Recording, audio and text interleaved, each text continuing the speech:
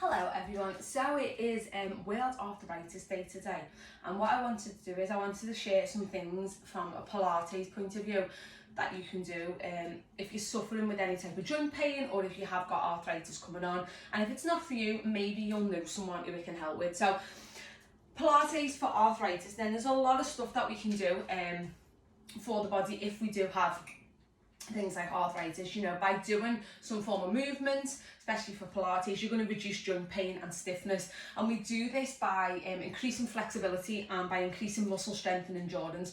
So if we can increase the flexibility, we can increase muscle strength and endurance. You know, we're going to help any inflammation come down, and we're going to reduce that joint pain that is coming around the body. It's gentle, there's no stress on the joints and ligaments, and it helps keep the joint mobile as well. By keeping the joint mobile, we're keeping it moving, we're keeping inflammation down, and we're keeping joint pain down. And anyone who suffers from arthritis, or you know anyone who does, that is what they're going to want to do. They're going to want to reduce joint pain, they're going to want to reduce stiffness and any inflammation, and we can do that by increasing our flexibility, our muscle and our strength and our endurance. And we don't need to be doing crazy workouts for this, we just need to be doing some type of Pilates. So that is what I'm going to show you today. So we're going to do some stands and stuff.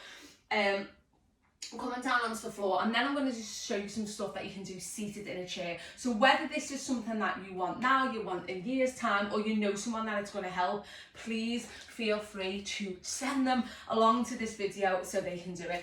So we're going to start first by doing some standing, and we're going to start standing,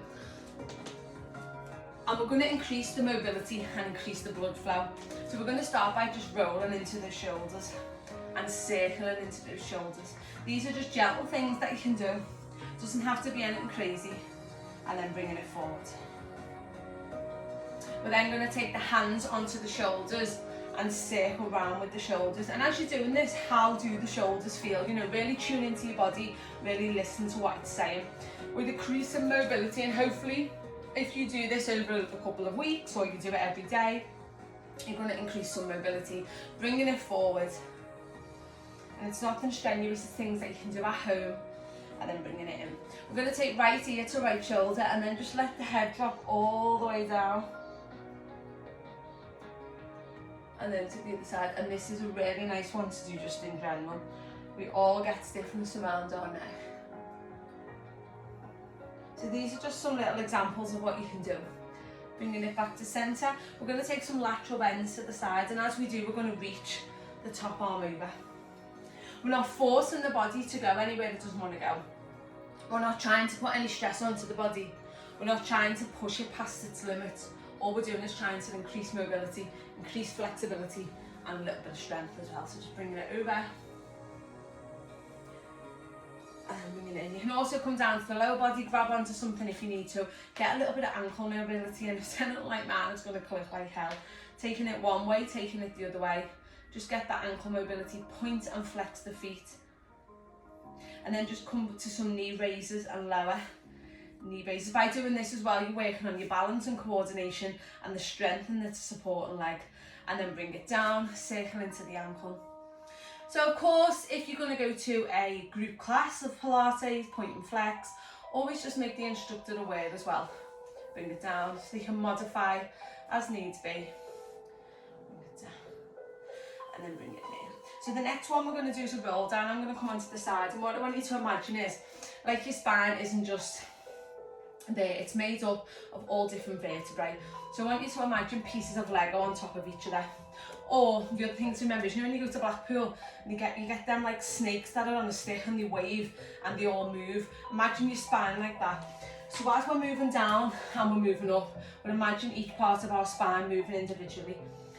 So we're going to start by slight bends in the knees, drop the chin to the chest. We then round the shoulders, and keeping the hands on the thighs, we start to slowly allow the body to curve down. We're not putting any pressure on the back at all, no pressure on the legs, no pressure on the lower back. When you can't go any further, we take a breath, and then you start from the base of your spine, and you slowly start to bring yourself up to standing. And the head will always be the last thing to come up. As you come up, roll the shoulders and then lift the head. And this is quality over quantity, so we're moving slow. Sometimes less is more. We don't have to be going 100 miles an hour. We don't have to be jumping here. We don't have to be doing that. We're thinking about the slower we can go in this movement, the more we can tune into our body. Visualize as you close your eyes, your spine literally moving all the way down and your spine moving up. So we're going to do it again. We drop down.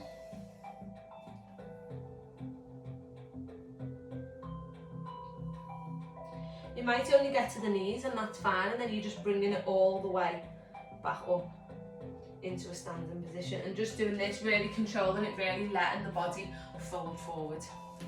Next one, we're going to bring ourselves down onto the floor. We're going to take our left leg out, bring our right leg in. We're going to hug it in with the left hand and we're just going to twist and twist it round. Just get a nice little twist to fit into the spine, also working into the hips and the glutes as well. Remember, we're not forcing the body to go anywhere. Change sides, and these are just all little ideas, hopefully something you can do or pass on to someone who might need it.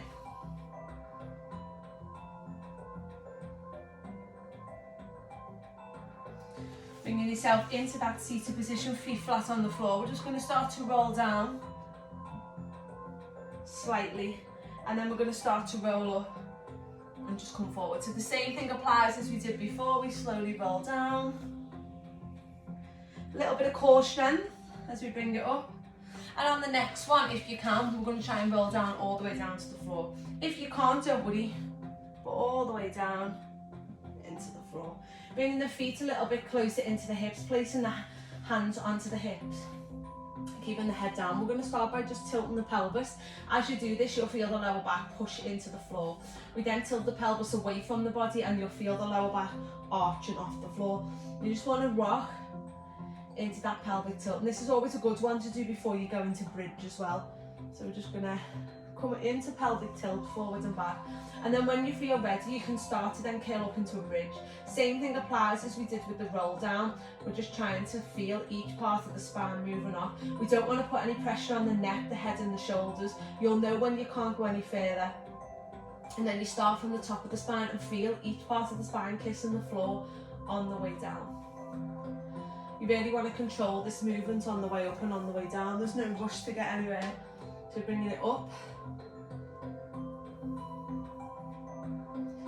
and then slowly bringing it down. And then if you want to add a little bit of upper body work into it, as you come up into the bridge, we can take the arms up and over.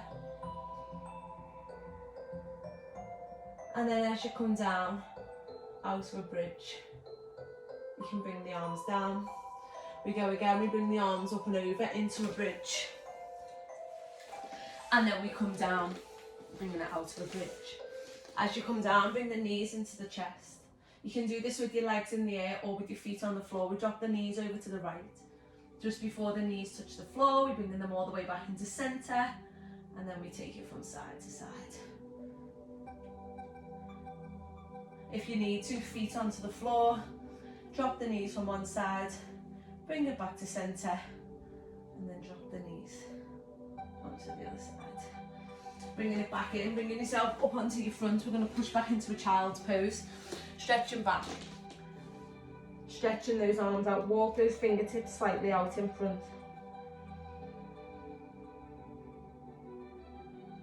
And then slowly bring it up. So hopefully that's helped a little bit. As I said, we want to be looking for increasing flexibility. We want to be looking for muscle strength and endurance so we can really support our joints and bringing that joint pain down.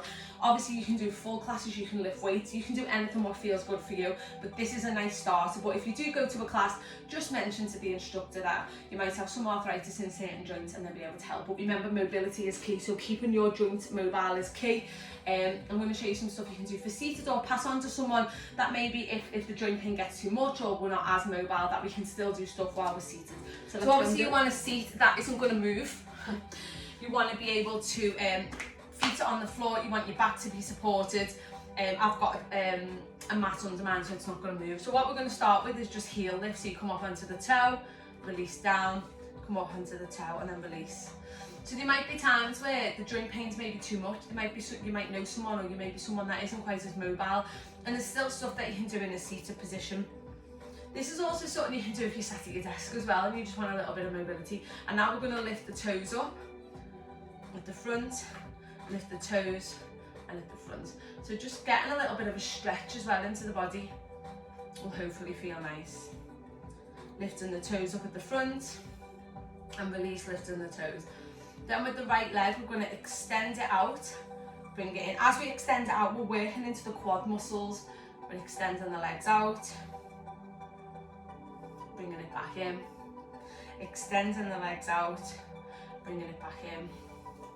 So just little things you can do in a seated position. Next one, this is what you want. You don't want your chair to move. You're going to stand and then you're going to sit back into the chair. So it's like a squat. You're going to stand, push up from the heels, sit back into the chair. So that's why you need it close enough that you're not going to fall. We're going to stand and we're going to sit down. So it's a form of a squat, building some strength up into those legs. We're going to stand and then we're going to bring it in. Now we're going to turn, sit on the edge, take that back leg back, come onto the edge of the chair and just slightly push forward with that hip. Nice hip flexor stretch if you want to stretch into those hips. You can use the chair for support. And then you just change onto the other side, pushing the hip down and just pushing it forward, stretching into that hip area.